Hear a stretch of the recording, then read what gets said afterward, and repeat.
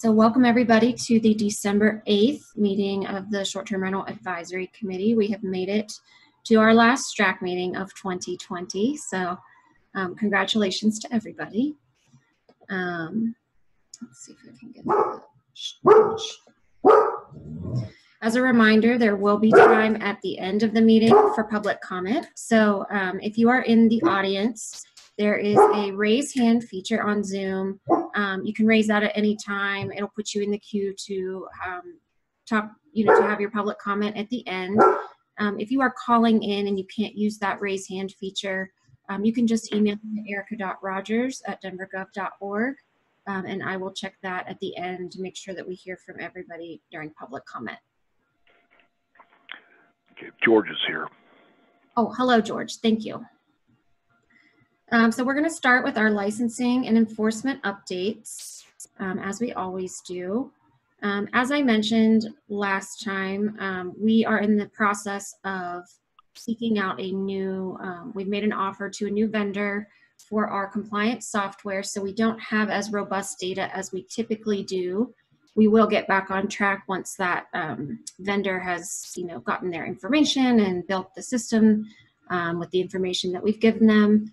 So we will be able to provide this information again. We're just having a gap right now. So generally what you can see is that the number of licenses has steadily been decreasing that are active STR licenses. And, especially in 2020 with the pandemic, we've seen a little bit of an exacerbation of that trend.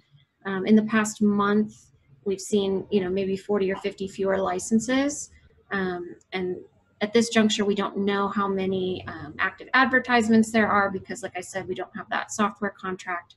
But you guys have been seeing this data in our presentations, every couple of months for several years. So we don't anticipate that it's, strikingly different at the current time, and that we anticipate when we get that data back up and running, we'll see similar trends of high compliance. This is from our teammate Audra. She reports on the 311 data and trends. So she included this table to kind of show you numbers throughout the year of the types of 311 calls that we have received. So breaking them down into questions about, hey, I have an administrative citation. How do I pay that or deal with that? I have an application or renewal question. I'm calling a notice of violation. How do I come into compliance? And then that last category is property complaint. Before the rest are just general inquiries and questions. We saw a lot of those this year, specifically with dealing with the public health orders. Can I operate? If so, how? Are there cleaning protocols? Things like that were all questions that hosts and guests alike called and asked about for short-term rentals.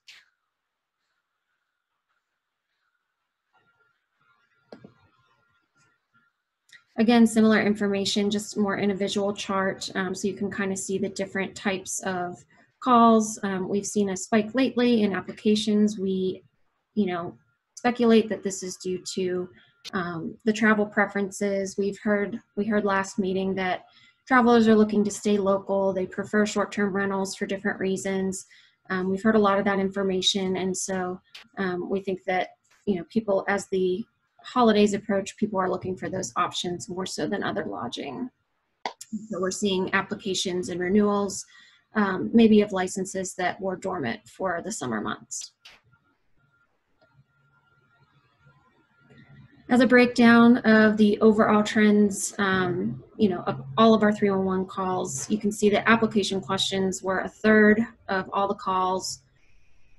Inquiries and questions, just general concerns, were another about a third, and then that final third was broken down about half and half between folks who were calling about paying a administrative citation or fixing a notice of violation and property complaints. So that is an interesting breakdown with those numbers.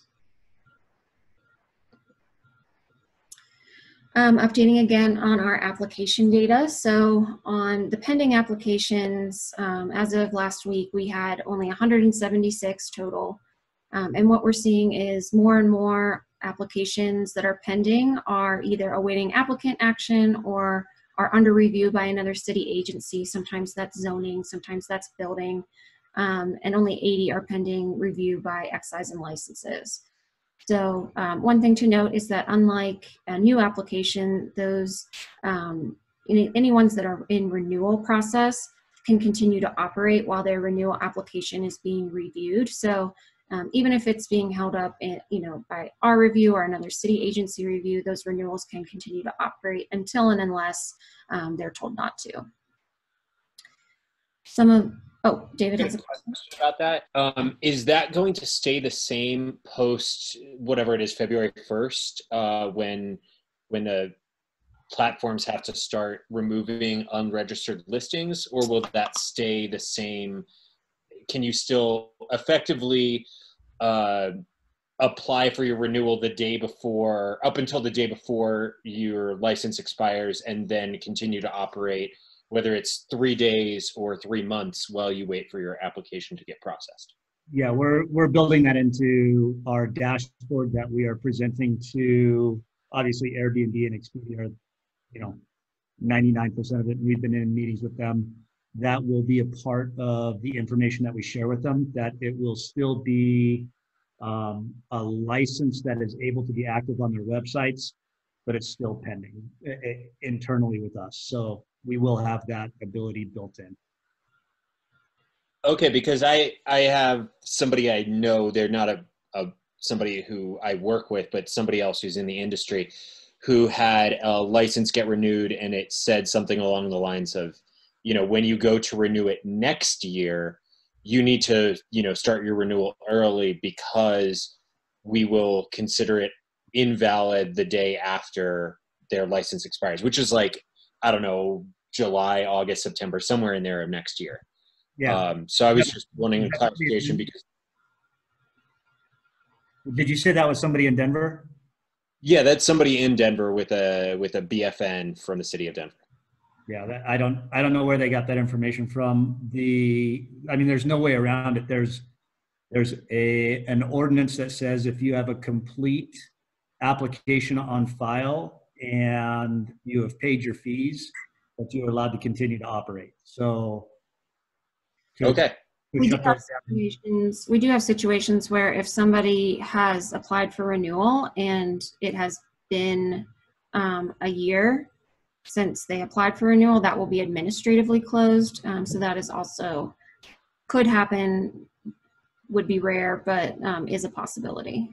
And I guess there would be another point there, that if you expired July 1st and you haven't submitted a renewal by July 1st, then no, I'd want to confer with the attorneys, but in my mind, no, you couldn't operate until you completed that renewal application and paid your fees, which you have 90 days to do. So there could be that you expire July 1st, you don't complete and pay for your application until July 10th.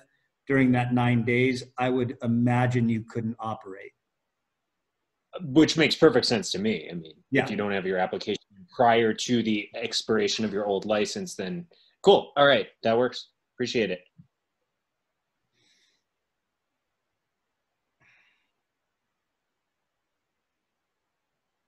Erica, you're muted.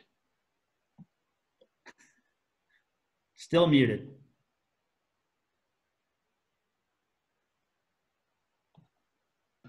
There we go. Sorry about that.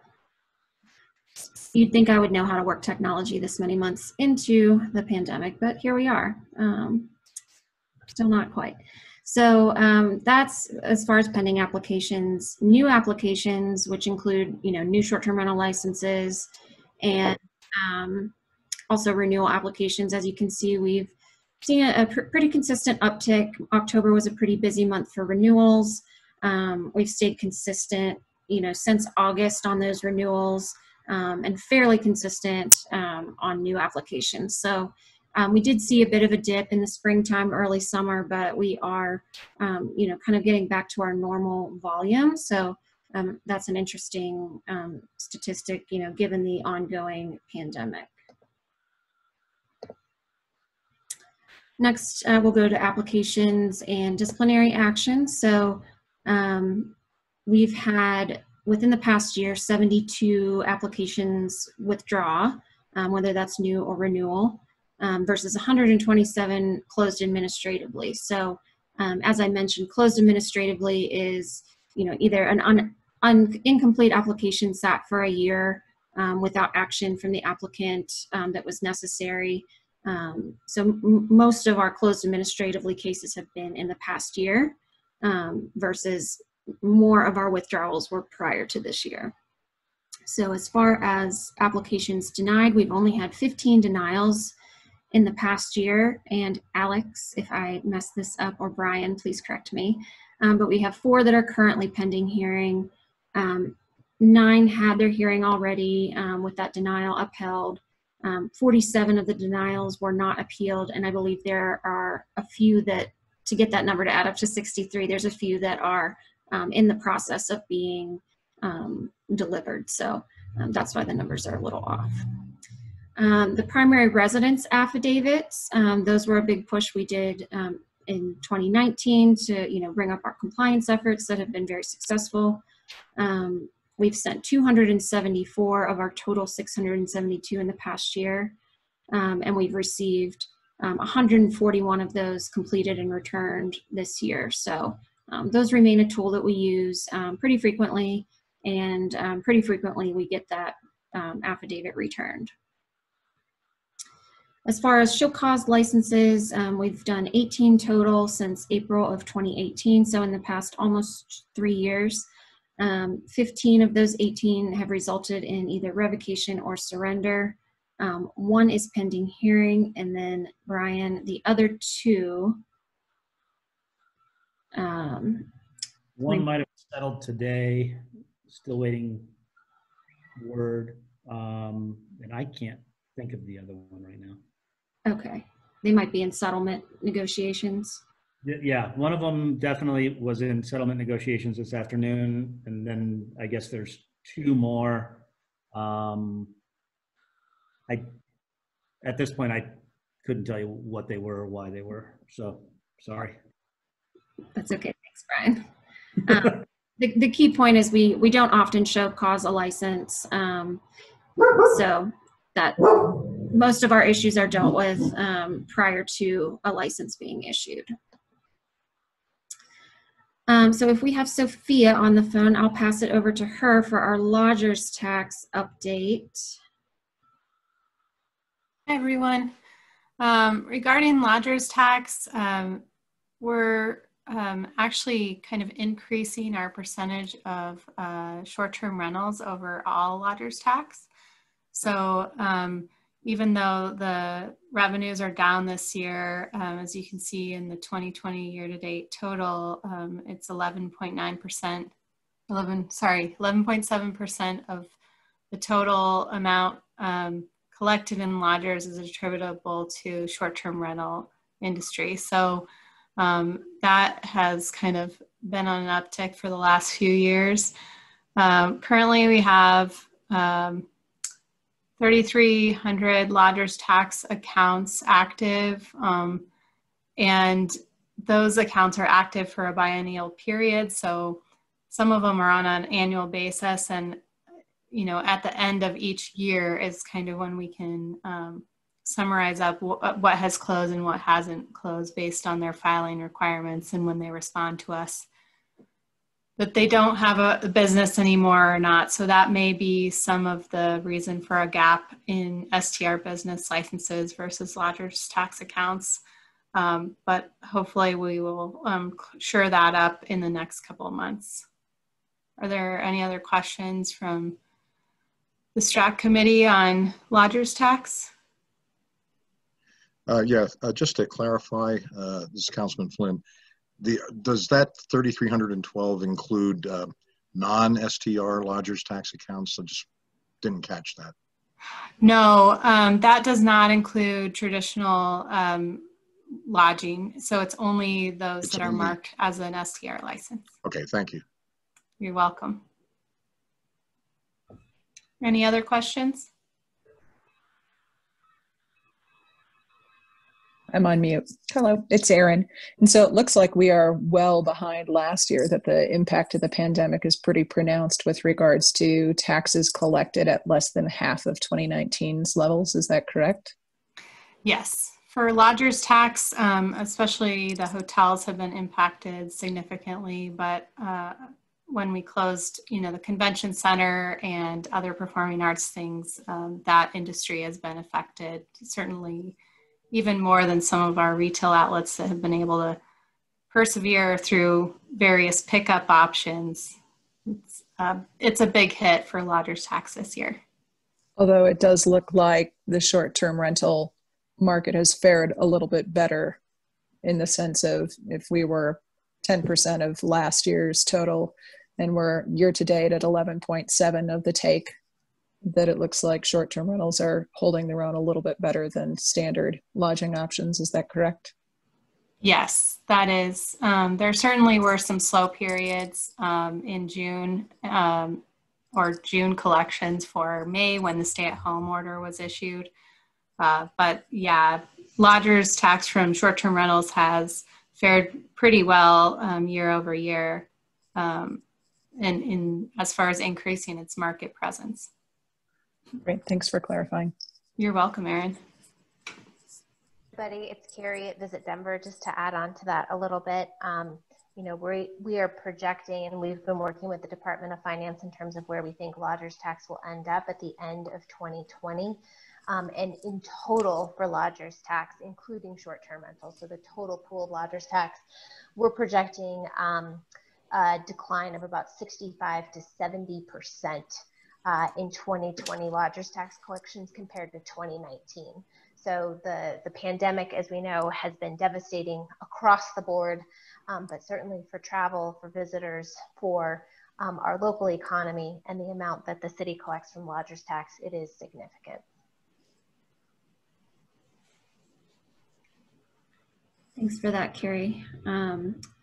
One positive note on this slide is that for the first time, this is the lowest number difference between lodgers tax account and short-term rental licenses that we've ever reported to this committee. So I know it was about 2 years ago that Brian and his team started doing some collaborative work with the Treasury Department to update the information that went to short-term rental licensees, because what we were seeing was that, people were trying to be compliant, but they were confused about the licensure requirements, needing that lodgers tax license and the business license, where the lodgers tax is for 2 years and the business license is for 1 year. So I think what we're seeing is, my guess, Sophia, weigh in if you have any other ideas, but it would seem to me that maybe some of that is, cycling through all of the accounts after 2 years, and we're seeing higher compliance in that area. Yeah, I would agree there. And we'll probably have even, a better idea when the January returns for December are due, because that's an annual period. So we'll understand more of what the annual licenses are. And many lodgers, many short-term rentals have only an annual account for lodgers tax because they primarily use a licensed provider like Airbnb, who files the taxes for them. So we reduce them to only file once per year instead of monthly, unless they use another mechanism that's not already licensed with us. So. Awesome. All right, any other questions about lodgers tax? Okay, move on then. Current events. Spoiler alert, we will be talking in a little bit about the Platform Accountability Ordinance that passed in Denver. City Council approved that ordinance, adopting fines for booking service providers that process unlicensed transactions. So if you want to read the news about that, I included that article link. Another big set of news this period of time is that Airbnb has launched its IPO, and you can read that. They filed that. They seek a valuation of up to $35 billion. So I think that's something that isn't a surprise to anybody here. They've been talking about it for a while. I'm sure if Aisha has anything to add. I think she's on the call as well. You're good. Go for it.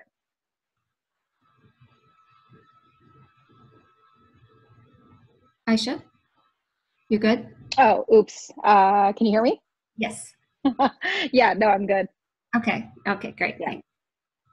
Another interesting article that someone sent to us was talking about hotel chains getting into the short-term rental game.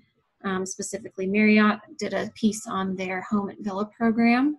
I think with, as Carrie mentioned and as Sophia mentioned, there's definitely some higher rate of success in the devastating pandemic for short-term rentals than for traditional hotel chains. So that was an interesting article to talk about that. And then with that, someone else also sent this article about, what does the world of short-term rentals look like after vaccinations are available, after we move to a post-COVID world? How is lodging going to change? How are short-term rentals going to change? So I included that here. So feel free to check out all of those links. And as always, feel free to send me any interesting articles you have or you read about short-term rentals. Policy. Can I one thing in there really quick? The IPO is actually on Thursday.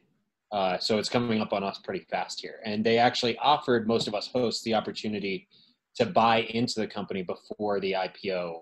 So actually tomorrow evening is when we get to buy our shares. So just interesting note about that. Thanks for sharing. Awesome. Any other comments on the current events?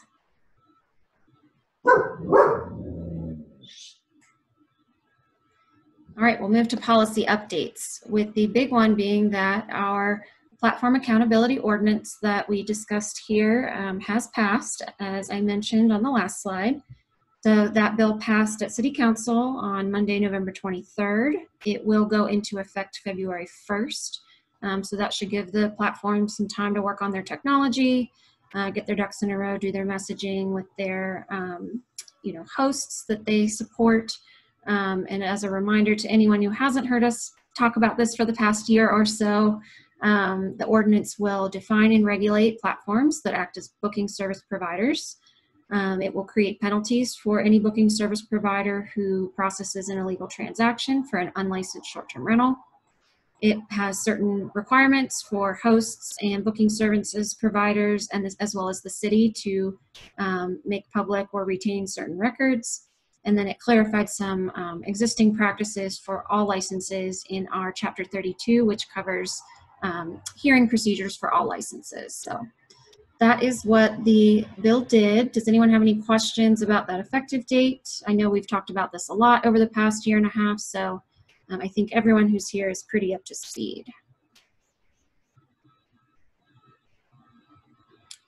Great. The next thing I would like to talk about is that we have a Strat vacancy. As I mentioned in the email to the Strat members, Charlotte Winzenberg, who has been with us since the beginning of the Strat, has decided to step down. She's going to spend more time with family. So we will be looking to fulfill that seat on the Strat. She represented a community role, a non-host. We decided everyone on this committee is a community advocate in some way, so, but she does represent the non-host community, and as always, we like to keep that pretty balanced. So we are going to open up applications, so we're going to get a bulletin out this week that will have the requirements. It will be similar to the application process that we held earlier this year when there were vacancies. There will be about a month for people to apply, so looking at getting those applications in by the end of January. And then hopefully we'll have a new Strat member to fill that vacancy by our February meeting. So if anyone on the call that sits in the audience who comes to these is interested, make sure you look for that bulletin. If anyone on the committee knows someone who would be a good fit. I know one area that we've talked about and we've gotten lots of questions from council about is the topic of accessibility for disabled guests. And so if anyone knows anyone from that community who would be a good representative to discuss that topic, we welcome you to apply, as I think that will be a a topic that members want to pursue in the coming year. So spread the word. All right, the main piece of our discussion today is going to be goal setting. We do this every year. We allow the committee members to talk about, we were able to accomplish a lot this year. So, with our legislative goals, pretty successful, we want to look what's to the future, keeping in mind our Denver values. So, just as a reminder and a congratulations to all of us on the team. We were able to do a lot this year. At the very beginning, I know it's hard to remember anything before March, but we did update the primary residence requirements in Ordinance. Those provide more transparency, they provide flexibility, they let hosts know exactly what types of things the department looks at when they're determining primary residence, while allowing those unique circumstances and situations to be flexible without a hardline rule. We also continued our enforcement efforts against our non-compliant hosts, but as our numbers have shown, those were pretty successful in our first year doing those from 2019 to 2020. So we've seen a little bit less of a need for that, and Brian's team has done an amazing job. We were also able to adopt that new ordinance with the platform accountability, which was a big topic that this committee has talked about for years. We did, again, earlier this year, hard to remember that long ago, but updated our complaint system so that we're notifying hosts as soon as a complaint is made against their short-term rental.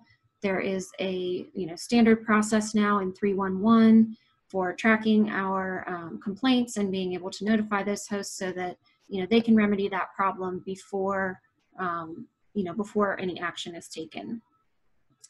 We've done a little bit on education as well, adding new data points to the regular agendas to help us be able to talk about where we want to focus our efforts. And we had a special ADU session to talk about ADUs and short-term rentals. So all of these things were goals on our 2020 goal list that we were able to accomplish. So everyone should feel very proud. And I know our team at the city is of all the things we've been able to get done. Looking at 2021 and the goals that we want to set for next year, I just wanted to throw these up for, to be able to be seen during the discussion. These are the Denver values that we always try to form our goals around: protecting the fabric and character of Denver neighborhoods and the residents who live there, protecting and supporting our largely compliant host community who open their homes and do the short-term rentals and welcome our visitors and guests, and then ensuring that Denver is keeping that pace with the evolution of the industry. This is one of the most rapidly evolving industries that we regulate. It's a very young industry. We only started regulating short-term rentals in 2016, licensing in 2017, and we've made some really great strides in those 5 years since then. So with that, I will open it up to committee members. I know Dana had told me she had an idea that she wanted to share, and I believe Cindy mentioned that another committee member would like to share an idea. So I'll open it to Dana and then that other committee member. And Strat members, if you have something that you want to share, feel free to jump in or raise your hand or make it as organic as possible. I would add real fast that on accomplishments, revenue is a huge accomplishment. So revenue for the city. And Erica, are you able to do the screen share swap so I can go through these slides? Let me see. I can pause my share. It says, yeah, it's actually allowing me, it looks like, to do it. So, okay. Great. Do you see a slide in front of you? I do. It says the Mile High hosts. Okay, Yep. Awesome. Great. So hi, everyone. My name is Dana Lubner. I'm a resident of Denver and a founding member of the hosting community, the Mile High Hosts. If you haven't heard about the Mile High Hosts, just to let you know, it's a collective of voices from the Denver short-term rental community. We are more than 410 residents, hosts, local businesses, and other advocates who understand and protect the rights of homeowners to responsibly rent their properties, who believe in fair and reasonable regulations of short-term rentals, and who depend on the value that hosting brings to the Denver economy. First, I'd like to start out by thanking the staff at Excise and License for having the foresight to put together this committee that meets on a regular basis. As the founding documents of the Strat layout, the purpose of this committee is to discuss policy trends and provide recommendations to the department. The fact that Excise took the time to convene such a committee says a lot about the city's commitment to continue to refine its laws so that the wider interests of the city are served, and this says a lot about our staff. So once again, a big thank you to the hosting community for creating a process for constituents of Strat to talk about various topics. What I will be reviewing with you today is an evolution and transformation of a nascent industry known as short-term rentals. So as Erica mentioned, back in 2016, City Council voted to pass an ordinance allowing short-term rentals to be issued to primary residents. Since then, Excise has worked diligently to ensure short-term rental compliance, which is believed to be right around 92% now. Over the last 4 to 5 years, the landscape has evolved and changed. We have largely mitigated early issues with noise, trash, and party houses across the city. And the hosting community has come together to put on events such as the Good Neighbor Summit 1 and 2, which have provided industry education on best practices and responsible hosting. The number of short-term rental licenses continued to decline. As you can see on the graph, in November of 2019, we had as many as 2,732 licenses, with our current count today being around 1,947. That is a 31% decline from a year ago, which is a significant drop when our base is at under 3,000 licenses. Many factors have contributed to this 31% decline, but 3 primary factors that are apparent is increased enforcement as number 1. Number 2, people are electing to migrate their properties from 30 days or less to 30 days or longer, or they're removing their listings from the short-term rental market. And number 3, it's very clear that we're seeing trends of hosts that don't want to list their property during COVID as they have shared rooms or they're in their homes or shared HVAC ventilation systems and are concerned about potential exposures. Over the last 4 years, we've also seen an evolution of the traveler and a shift in their lodging preferences. And what a worldwide pandemic has done is magnified the value that a short-term rental can provide travelers looking for a safe place to stay. This was discussed earlier in our meeting already. We've observed an emergence of a new traveler type this year that we believe is here to stay beyond a vaccine. Some trends included that we've seen this past year include drive-to destinations as a preference versus flying. This includes travel within 350 miles. The length of stay has increased. With more companies telling employees to work from home and some in perpetuity, the work from anywhere option has become a reality for many with remote work and remote school. An article published by CNBC in September states, the digital nomad lifestyle is bound for mass adoption in a post-COVID-19 world. Another trend is multifamily and friend travel, which has in some ways replaced multi-generational travel. Families and friends are forming travel pods. I have that very thought cross my mind oftentimes when my world feels very redundant on a day-to-day basis. What are we hearing about guests and what they want when they travel? So they're requesting space with a kitchen to cook, separate bedrooms, a desk to work from, high-speed internet, room to spread out, and to avoid having to come in contact with other people. They want to stay in a whole home versus shared spaces, and they want confidence that the place is professionally taken care of and cleaned. From a recent survey conducted across a broad range of guests that began in May and continues to run over the last 7 months, we learned that 46% of guests would not have come to Denver if short-term rentals were not available. This is a powerful takeaway that reflects traveler needs. So over this past year, we've been met with a global pandemic, a civil rights movement, and an economic uncertainty that many would classify as a recession. Denver's tax, as you heard today, tax revenue is projected to decline by $221 million in 2020, the worst drop in city revenue since 1933, with the city facing $190 million in lost revenue in 2021.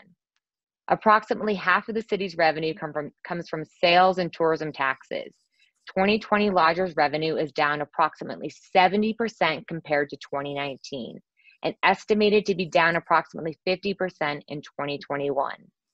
500 conferences have been canceled at the convention center, and over 100 restaurants have permanently closed, some of which were a favorite of mine. And with these current restrictions, this number will likely jump over the next few months. As of September, the unemployment rate is hovering at 8.8%. That's a 221% year-over-year increase. And the city of Denver is already taking extensive measures, including 7,000 employees required to furlough without pay, 400 vacant city positions being left unfilled, and cultural events and venues operating with dramatically reduced hours or complete closures. Denver's economy is not estimated to return to 2019 levels until 2023. Other cities like ours are experiencing the same damaging economic impact, and they're grappling for solutions. So we are not alone. In an effort to understand how the hosting community can be leveraged on our road to recovery, we took a look at what other cities are doing in regards to their short-term rental landscape. Several cities our size have implemented a non-primary residence license type over the last 12 to 18 months. This secondary license type is in addition to the existing primary residence license. It is aimed at driving incremental tax revenues while also responding to new and changing traveler needs.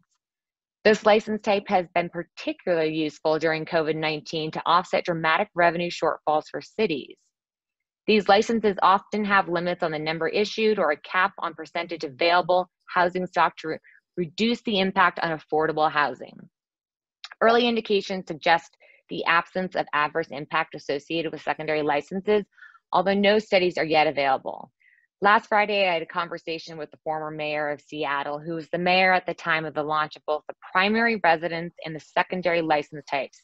And he said initially they were pursuing a primary residence +2, but landed on primary residence +1, and they are pleased with the opportunity and outcomes they've observed. So why should we consider a secondary license? And if we considered it, what would it even look like? So this table shows a quick point of comparison just to show you in perspective what other cities are doing.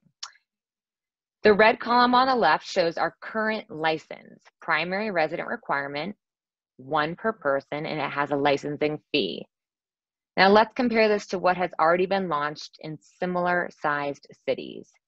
Both Seattle and Long Beach have a primary residence license, but they also have a secondary non-primary residence license type, which I've detailed here on this table.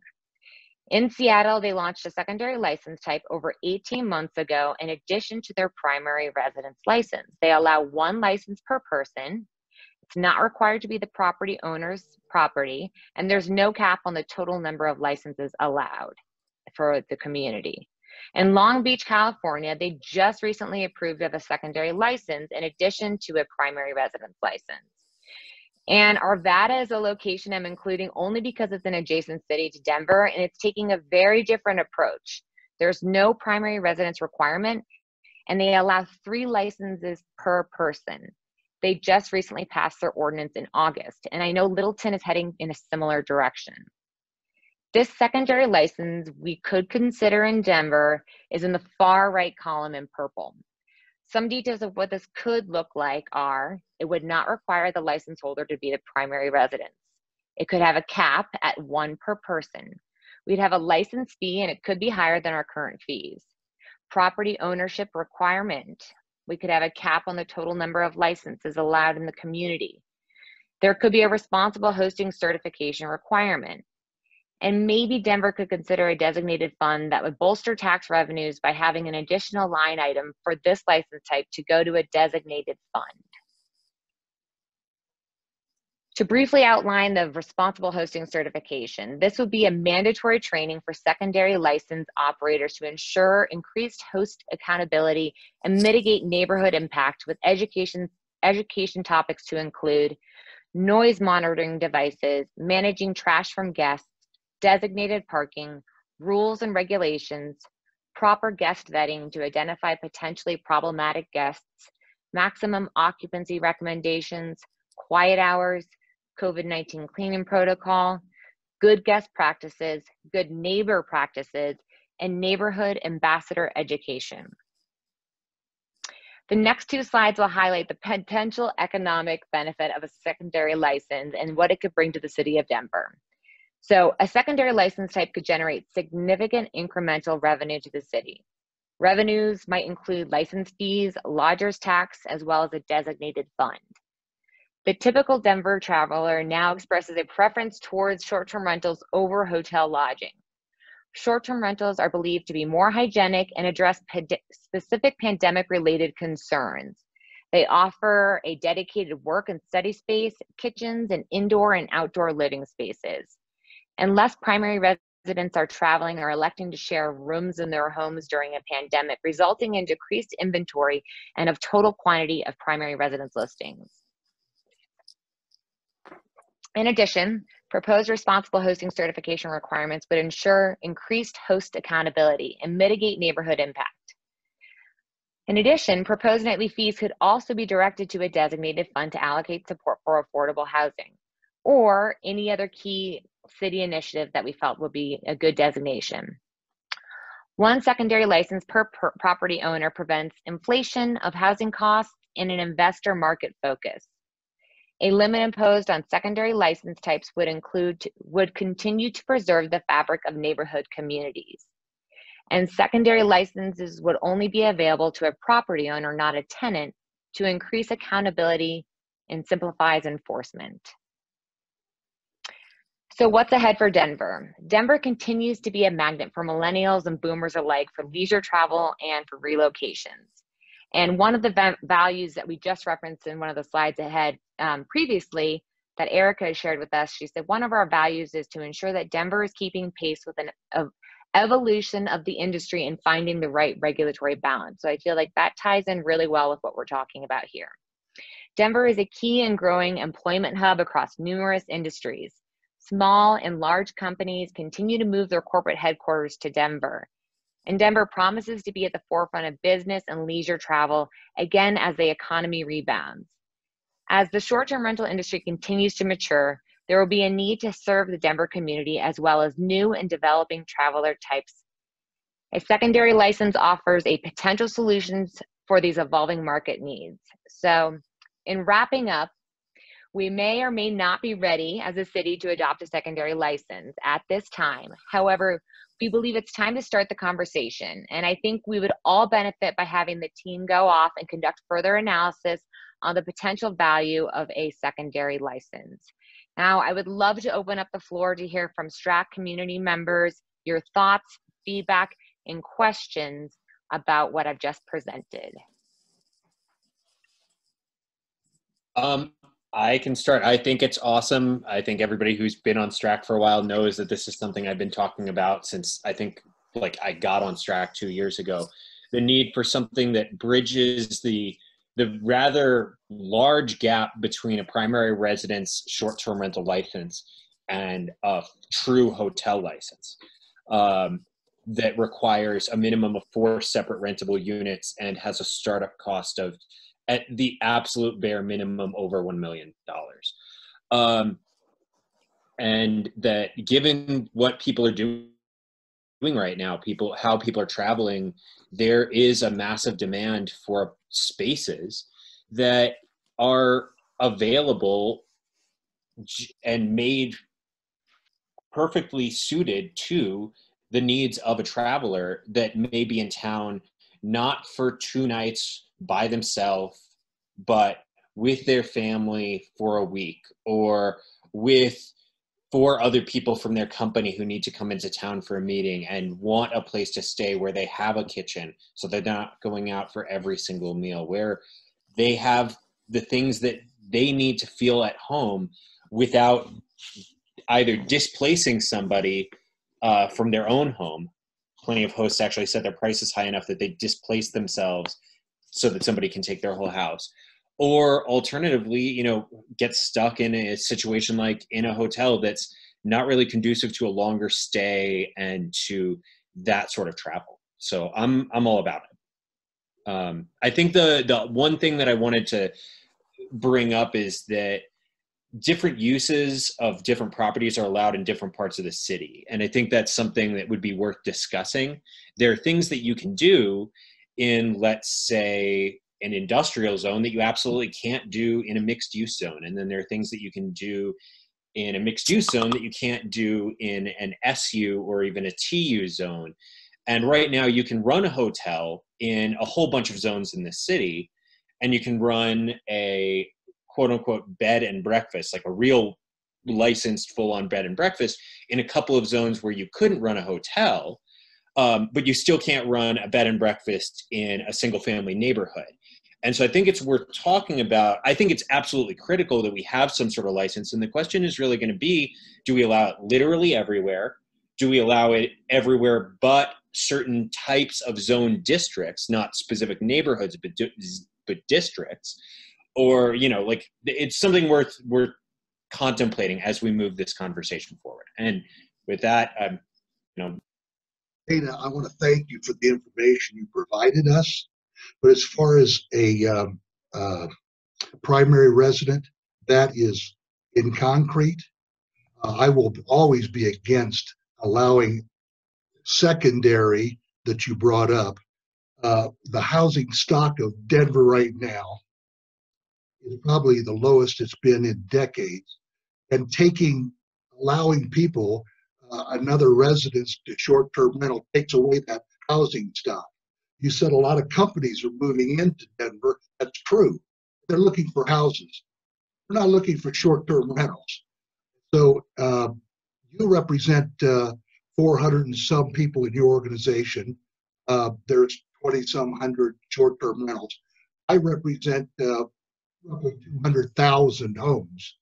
So getting there, if this comes down to a little push to shove, I think Kevin would agree that the voters of Denver might like to chime in on something like this. We're doing really well right now in short-term rentals, but I think what we probably need to, we're looking at the platform accountability, but later on, we're probably going to need to convene a committee to discuss property management accountability.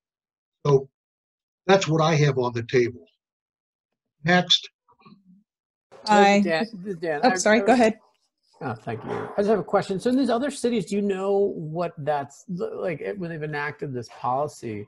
What happened? I mean, I think people who like what we have in Denver like the fact that these houses are owned by full-time residents, and there's some fear around owning home, like me buying the house across the street and leasing it to anybody. And it just basically like taking that out of the stock and turning it into a sort of, I'm becoming a rogue hotelier. And, you know, is there a sense that doesn't, you know, that's the fear, but I don't know if that's what really happens in Seattle and other places. So what do we know of the actual impact of those policies in the other markets you cited, or maybe the other markets that are even more unregulated? That was to Dana, not to put you on the spot. If you happen to know. Yeah. So part of the potential way that the secondary license could be outlined is to have a cap. So we could say a cap at 0.25%, so 0.75% of total housing inventory, to ensure that we are not having a direct correlative impact on housing affordability. And one per person helps prevent rental arbitrage and things of that sort. And we've learned from the surveys that we've done, and just as the traveler has evolved, they don't want to stay in a space that has your family portrait hanging out in the living room with them. They don't want to have, you know, underwear in the top drawer and clothes that belong to somebody else. They want to stay in a place that feels professional and that doesn't have old food in the fridge kind of thing. So, you know, we've been observing this traveler as it's evolved, as the industry has evolved, and those were some of our takeaways. Yeah, I can add to that a little bit. Like, I started hosting in 2013, and at the time, almost everyone I hosted was under the age of 40, and I want to say probably 75% were under the age of 30. And now the average traveler is in their 40s. That's the average. Plenty of travelers are coming with their children. They're coming with their parents. They no longer want, I started by renting a spare bedroom. Actually, I started by renting the couch in my living room on Airbnb. People don't, I mean, there are guests who want that experience, but the vast majority of short-term rental guests will like just not stay in a place like that. They wouldn't be comfortable there, even pre-COVID. Now, you know, that is completely out the window. But my understanding is other cities have seen success, that they haven't seen massive drops in the amount of.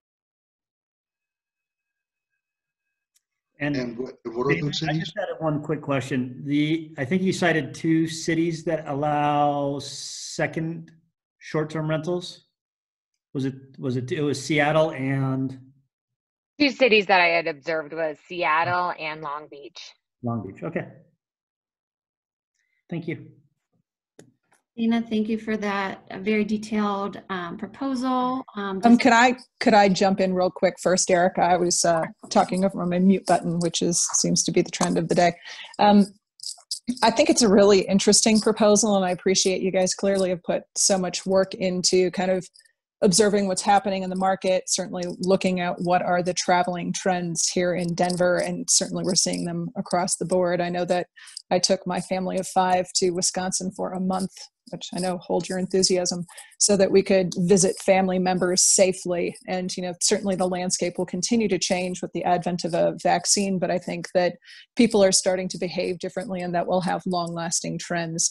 I think it's an interest, like there's certainly a lot of tension that happens as we look through this, that, you know, over the years, I think we're now 4 solid years into operating under the ordinance, maybe closer to 5, where the primary residence requirement was really held near and dear. And I certainly understand how that stays in the forefront of our conversation, you know, protecting neighborhoods and fabrics.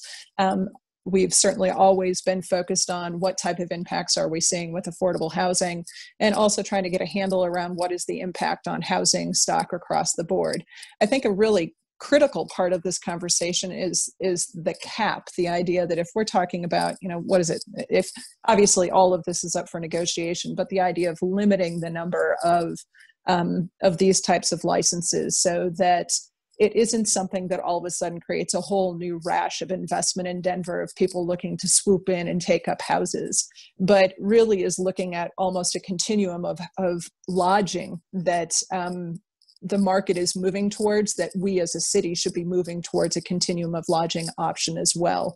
I think that David talked a little bit about, you know, like what districts are different land uses allowed in. And that's always a really fascinating way to look at what type of impacts and what type of other regulations we could be layering into this type of a discussion that currently, you know, I mean, the store is open everywhere. There's no limitations. As long as you meet the requirements, it's your primary residence, you do all the other things, your license can get approved. But if we're talking about a small number of licenses that perhaps are restricted in certain neighborhoods that, you know, would be more, whether they're higher density or more mixed use of that types of nature, where there's different types of commercial uses where a different type of lodging model can fit. I think all of those are worth a conversation, particularly given the fact that STRs are holding their own so much better when it comes to tax revenue and are generating so much more interest from travelers. And so I certainly see the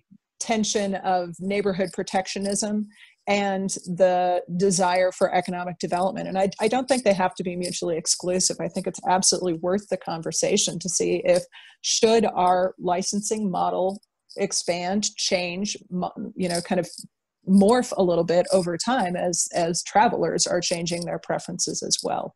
And so, and I'd like to draw back to where we, like some of the numbers that came in, I already referenced that we kind of detailed or teased out the fact that STRs are doing better in terms of maintaining their portion of the tax revenue and bringing dollars into the city.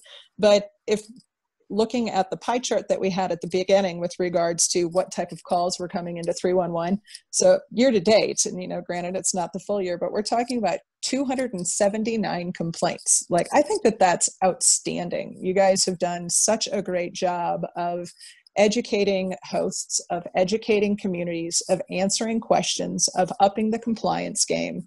But that's not even a call a day, you know, in terms of like, if this was still something that was such a hot button topic, I think we'd be seeing a lot more calls about people who were struggling with an adjacent owner who was disrespectful or something like that. But honestly, the numbers are all pointing in the right direction other than tax revenue.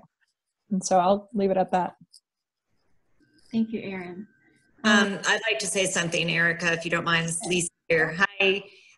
Dana, excellent job on that. I really think my opinion is that with the stats that we have seen and then compliance that Denver has and the work that Mile High Host has done with excise and licensing, I really do not see any reason for us not to continue to visit this.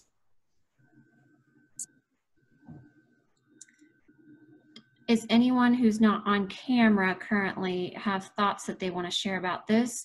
Just to be conscious of the time, I see we've got 4 people signed up for public comment, so we'll probably switch to that around 5:15. So if there are other ideas for what we should be putting on our goals for 2021, I want to make sure everyone has an opportunity to discuss theirs as well. So just want to make sure we're being, we're hearing from everybody.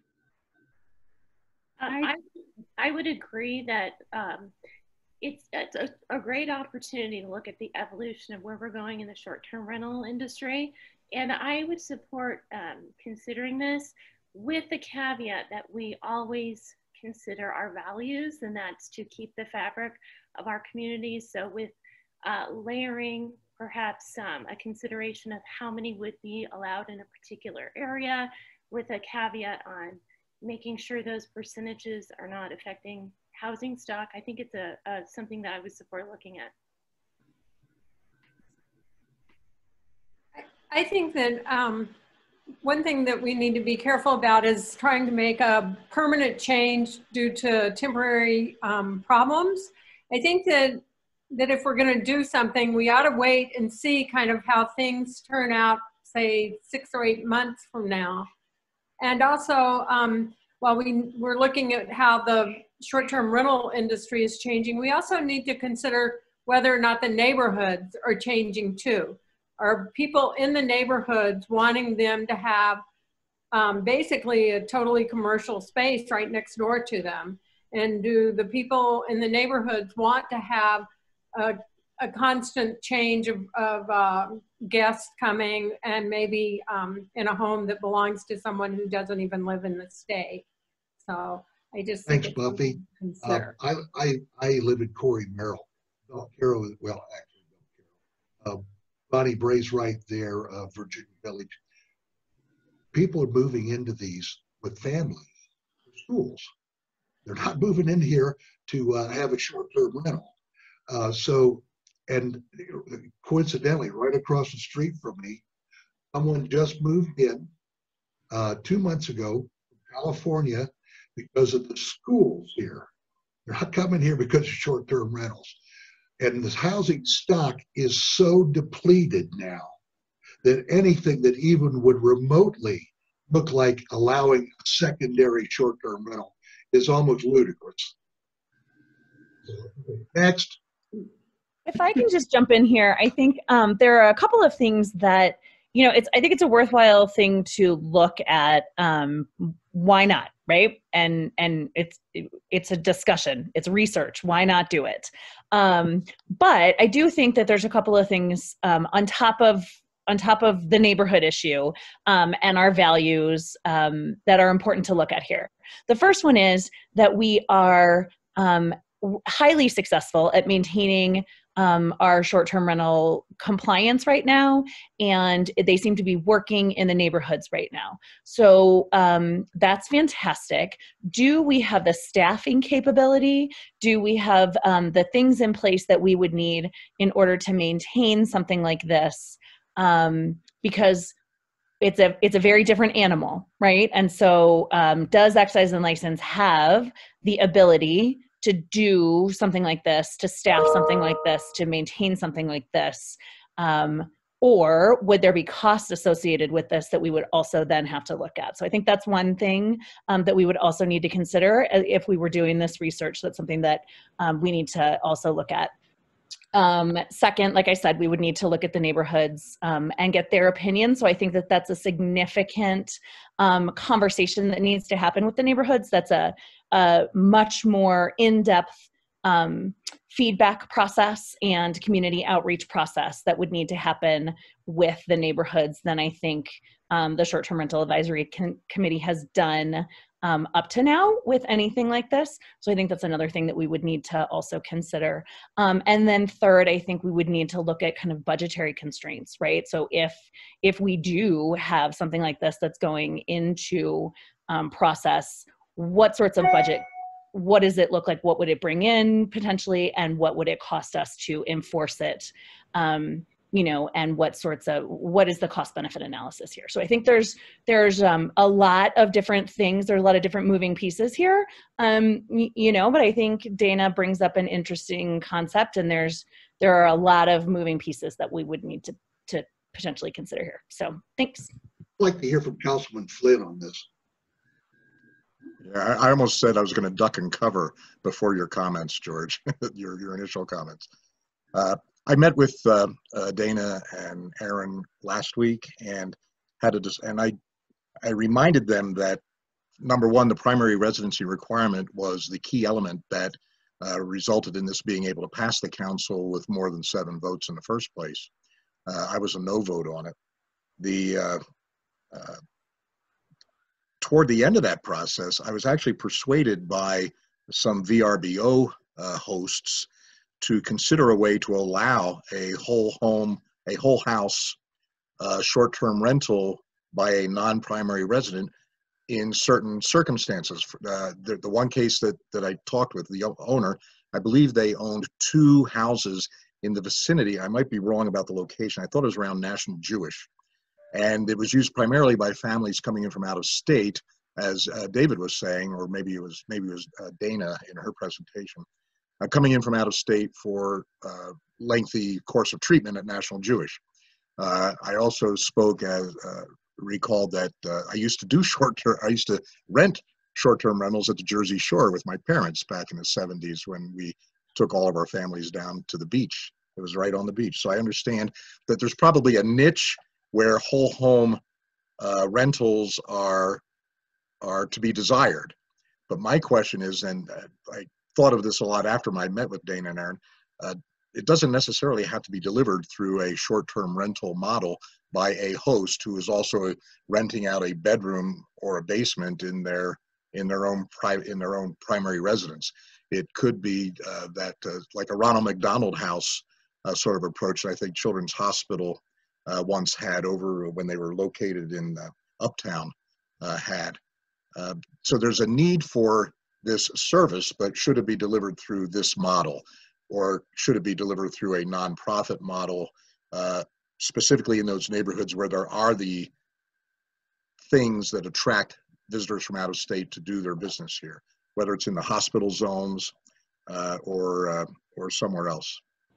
So it's going to be a very, very heavy lift to try to come to the community and say, this thing you just settled on a few years ago, now that we got our foot in the door, we want to expand it. Yeah. So that's going to be a very difficult discussion, I think. Very. So I just want to jump in real quick. Hi, everybody. So thank you, Dana, for presenting this concept, and thank you to all the Strat members. You guys have had some great comments, and I think this will be, to Councilwoman Sawyer's point, a lot of things are here to look into and to research and to explore with this. One of the other pieces that Eric and I have talked a little bit about is how does this align with our existing lodging license, and what are the differences and what are the similarities with this type of proposal with a license that already exists. So again, just another piece to research and to look into. And so I think we have a great start with some feedback here tonight, and we can take this into consideration as we build out what our agenda and what our work plan looks like for 2021.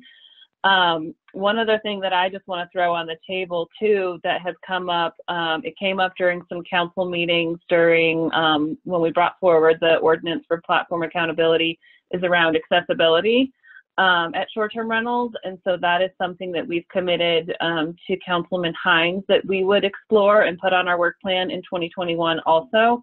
So I'm just throwing out that out as another thing to consider. And then I guess just wondering, you know, in addition to the idea that Dana brought up and the accessibility conversation, are there any other things that STRAC members think we should be putting on our work plan for 2021? I want to second the accessibility thing. I also have had conversations with Councilman Hines, and I'd be really excited to be part of that process to help our short-term rental community become more accessible, because most cities haven't gone in that direction. And if we can make our city a city that's accessible to those who are handicapped, that's a plus for our whole tourism economy. So, yeah. Molly, I think you covered it in the ADA requirements, which I think is a big one. I also think that as the landscape changes and there becomes more similarity between different license types, like you just talked about with lodging, we've read a lot about what's been happening in the group homes initiative. I've had a lot of members of council have talked a lot about that as well. So I think there's great value as we go into 2021, whether it's an extension of what Dana presented today, which is what are the real outcomes? What are cities learning? What are cities that are similar size cities to ours experiencing when there's actual data, is one thought. And then the second is, you know, if we've created a matrix of all the different lodging types, you know, where do we think there are needs and wants, and where do they fit within the framework of the value system we've established? So I think there's just an opportunity. I don't know what all that looks like yet, but there's so much work going on in zoning. And I think the work that we have to do as a team is make sure that we're cognizant of all those pieces and how they fit together and what the impacts are and are not on not only short-term rentals, but short-term rentals as they relate to these other emerging lodging types or existing lodging types. So I'll try to frame that for you and Erica in a succinct way to tee up for 2021. But I think we should be looking at that. And I think there's value in an extension of Dana's presentation today, because she didn't have data yet from other similarly sized cities. When it's available, it may be something for us to continue to keep a watch on. I'm just going to jump in. I think Cindy Nestrich has something to say, and then I see Sabrina's hand is raised too. So I want to make sure we get you guys, because I think you've been waiting. Thank you, Erica. I think Dana's model and reasons are valid, but I do think that it needs to go into a category more like rooming and board or B&Bs, and set it up as a zoning model where you apply for a separate category and then it can be allowed in certain zone districts. And it may be that a place like Cherry Creek North would want to do that because they own a home there and they own a home up in Vail or Beaver Creek or wherever else. So there's lots of expansions of that idea. I think more so in going back to the zoning code and keeping it out of the short-term rental. We have a model that we followed that's successful. But what I want to say secondary is, or primary, is that I think in our realm of tying up all the responsible parties, the last realm, as George said, is the property manager. Because that's the person that's the go-between between the host and the platform. So I think we need to concentrate in 2021 of getting that model educated, values around that model, and then go on to the accessibility model. And we can do that more in rules. And then maybe look at those people who are property managers should have a real estate license. So there is a process of accountability. And then go into accessibility and the others. Thanks, that's it. Thanks, Cindy. Next, let's hear from Sabrina, and then I know Aisha had a comment, and then I do want to leave time for public comment. We're getting close to the end time, so I want to make sure we have enough time for public comment. Sure. So I'll keep mine short and sweet. You guys have mentioned inventory housing stock a couple of times. Dana, thanks. Great job. Aaron, I wish you were available for hire. You're just always so eloquent and articulate. We currently have a little over 9 months of inventory in lower downtown. I think the realtors, we're listening. This is a very interesting idea. I think a lot of people, with listings downtown in particular. Is that single family homes? It is not. Mostly it is not. So, but again, I think my point being, most consider 6 months of inventory kind of a balanced market. I think that's a little bit of an antiquated number in the sense that that's back in the day when we could do a book and you had to kind of pick out your house and then we could look at it. Now we have MLS, we're online, houses are front and center with the internet. So yeah, 9 months is quite a bit of inventory. And I think, someone should be using that. They should be generating additional revenue. And if any of this could, come away from that general fund and we could put this towards affordable housing or homelessness or something good for the community, you would definitely have our attention. All right, Aisha, did you want to chime in? Sure. Hi, everyone. Thanks for an engaging discussion as always. I hope everyone's excited to head into the holiday weekend. Just wanted to share some current event updates as we're heading into the next few weeks. I think David alluded to this. There is IPO news on that front. I'd say keep watching the news. But semi-relatedly, yesterday, for those who are Airbnb hosts, you all probably saw this. We separately launched Airbnb.org yesterday. And so this is a nonprofit 501c3 that will be separate from Airbnb.com for the sole purpose of providing housing to communities in need and specifically throughout COVID-19. So continuing to house first responders, and then as vaccine dissemination becomes a point of conversation expanded in the next 6 months, we're going to continue to do that. I think in line with our principles of being a socially responsible corporation, we're actually donating Airbnb shares directly to nonprofits on the ground. And so as we're thinking about just making sure we're supporting communities, how do we make sure that, this equity is distributed? So that's something we were super excited about. It was launched yesterday. I'm happy to circulate some articles. Another thing I think will be of high interest to this group, similar to our Halloween party policies, we want to continue to make sure that as we're in the middle of a global pandemic, we're centering the safety and health of our local communities. And so effective last week on December 3rd, guests in the US, including in Denver, without a history of positive reviews on the Airbnb platform will be prohibited from making one-night reservations in entire home listings on New Year's Eve. And then as New Year's Eve approaches, we're deploying more stringent restrictions on 1- and 2-night reservations. There's some blocking features in place. I think we're thinking through standard guest profiles for guests who potentially could be throwing parties. And again, we want to make sure we're centering community safety.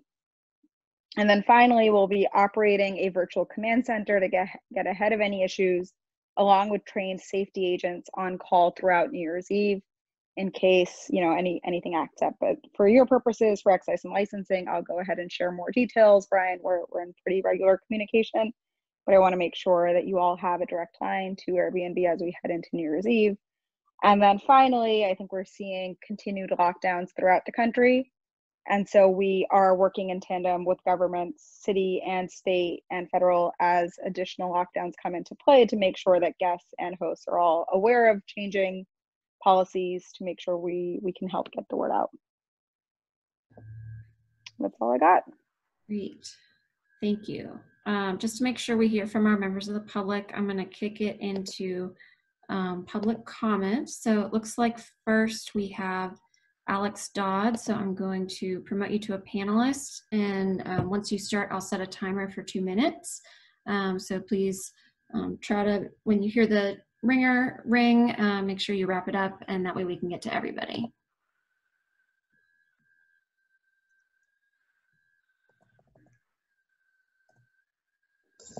Hey everybody, Alex out here. I'm a host here in the community, and again, just wanted to extend a lot of gratitude for all of Strat and for making this an accessible format in a challenging time. I think the commentary was really great today. I wanted to express my support for the secondary license type that Dana laid out so nicely today. It seems like there's never been a more prudent time for this. You know, and I understand a lot of the feedback in both ways. I think George brought up some valid concerns too. And, you know, at the end, I think it's important to recognize that homeownership is a very emotional purchase. It's the largest purchase. And I'd hate for these isolated, you know, less than one complaint a day to prevent economic ascension here in Denver, potentially to disadvantage business owners. You know, from investment that we would be losing to other markets. This isn't a matter of travelers choosing hotels over short-term rentals and there not being, you know, sufficient lodging inventory. This is being agile to the way that travelers are traveling today, recognizing with those surveys that nearly half of travelers wouldn't even be considering Denver as a destination if there weren't these types of accommodations available, recognizing there's a huge market for that and making a data-driven decision at the end of it. Following the numbers, seeing the lion's share of the tax revenue that short-term rentals are buoying right now, and recognizing this is a trend that it's here to stay. But the expressed concerns that this is a, you know, a temporary fix to a temporary problem. But this is our new normal. We're not going to be seeing return to normalcy anytime here in the next 12 months. And this is something that allows us to really holistically look at the housing situation here in Denver, recognizing that rents are decreasing year over year for the first time in a year. And that's really the ultimate harbinger of affordability. And really seeing the huge opportunity here to make Denver a more relevant destination. So thank you, everybody, and a lot of support here for that secondary license type. Thanks for your time. All right, thank you, Alex. Next we have Danielle.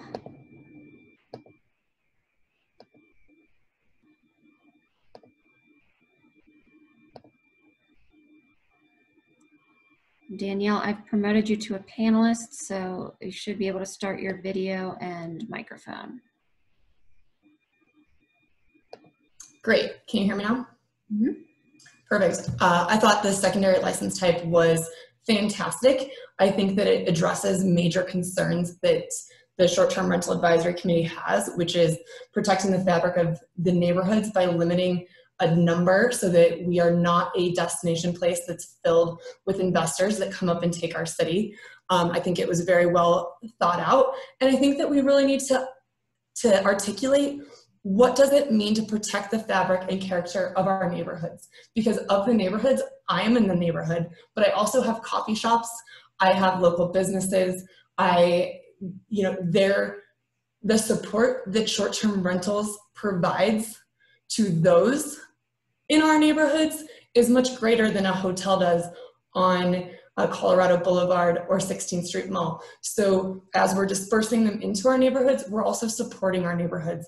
And then I'd like to have on the next STRAC meeting a way to kind of position the complaints on long-term rentals versus short-term rentals, because it is my understanding that there is much more complaints on long-term rentals than there are on short-term rentals, and yet we are regulating short-term rentals much harsher than we are long-term rentals.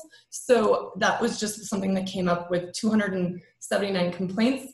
You know, I've operated a short-term rental and go on vacation and rent my house out, and my neighbors are 100% fine with that. And so I'd like to look at that a little bit closer. So I'm in favor of the type 2 license. I think that within guardrails, that it is good for the city, it is good for the host, and it is good for the neighbors.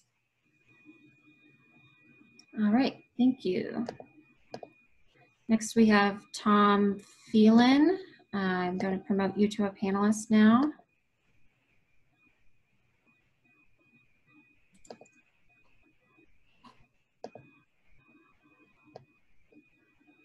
Hey, can you hear me now?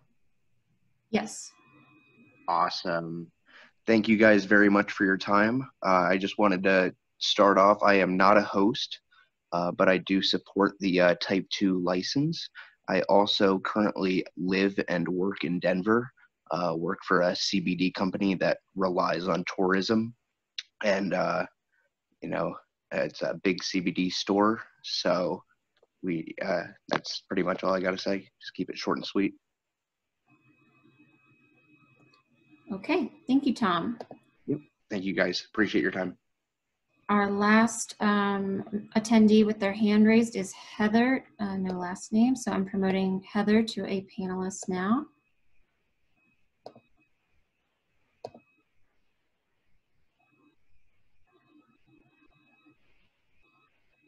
Hi, can you hear me? Yes.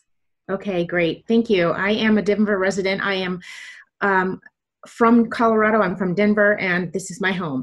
I am also a restaurant owner, and I am an opera singer, which has me traveling a lot.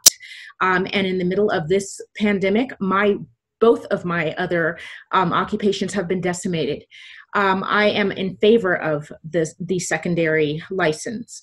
I think it is, personally, I think it's a bit of oversight to suggest that very responsible homeowners who happen to have a second home for any number of reasons should not be able to manage that as a way of helping supplement their income.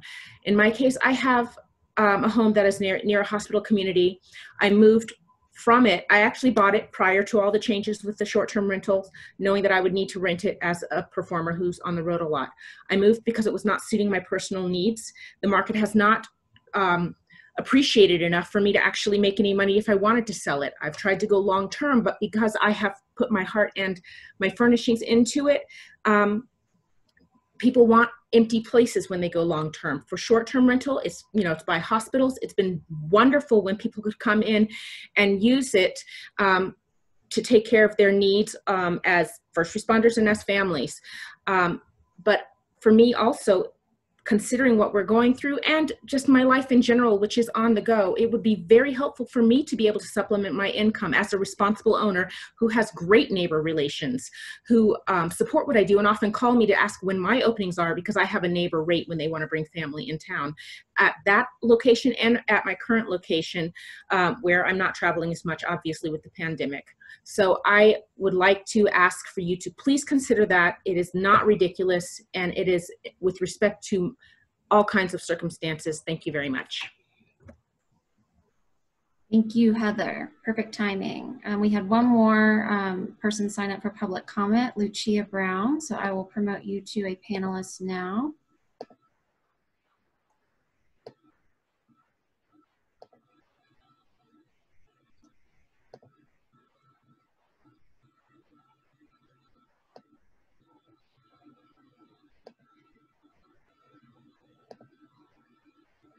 All right, Lucia, you are muted, so if you want to join us. Hi.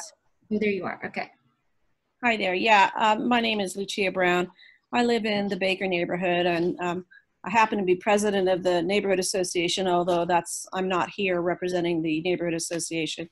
I'm also a host. I have an Airbnb in my basement that does not have a kitchen, and I also have an ADU out the back that I rent long-term. I have it under a lease, and I find the whole idea of having a secondary license away from the primary residence disturbing.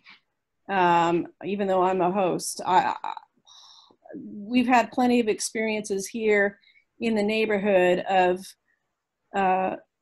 people owned by somebody who lives in the city, and just total party houses. And I don't see how this is going to change that. And I am very, very concerned about the lack of housing, for people, and the displacement of people that are already, in these desirable inner city type neighborhoods. And anyway, I'm not ready for this, and I do not support having a second license that is off property.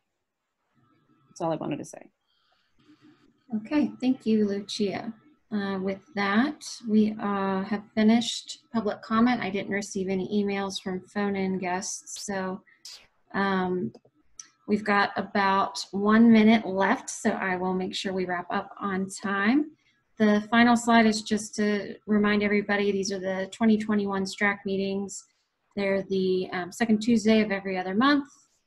For the foreseeable future, we will continue to meet on Zoom. As always, we will add additional meetings if necessary, but we look forward to seeing you all in February. We will, if you have additional thoughts about goals, I heard a lot about doing research and looking at evolution as overarching themes in the presentations and discussion today. So if you have additional goals that you want, to propose to the committee for our work plan for next year, feel free to email those and share them. And we'll come back in February with some discussion points and hopefully a plan. So with that, happy holidays, everybody, and I hope you have a great rest of your evening. Good. God bless America. Take care, everybody. Take care, all. Thank Have you, a everyone. Thank you. Happy holidays. Bye-bye. Happy holidays. Merry Christmas. Happy holidays. And